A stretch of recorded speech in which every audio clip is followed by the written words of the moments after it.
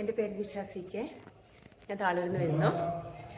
Biniya ഫൗണ്ടേഷനും YMCA ചേർന്ന് she cycling സുൽത്താൻ ബത്തേരിയിൽ ആരംഭിച്ചതിൻ്റെ ഭാഗമായി സൈക്കിൾ പഠിക്കണം എന്നുള്ള ഒരാഗ്രഹമായി പോകുന്നതാണ്. ആദ്യത്തെ ദിവസം തന്നെ എനിക്ക് ഒരുവിധം ചവിട്ടാൻ സാധിച്ചു.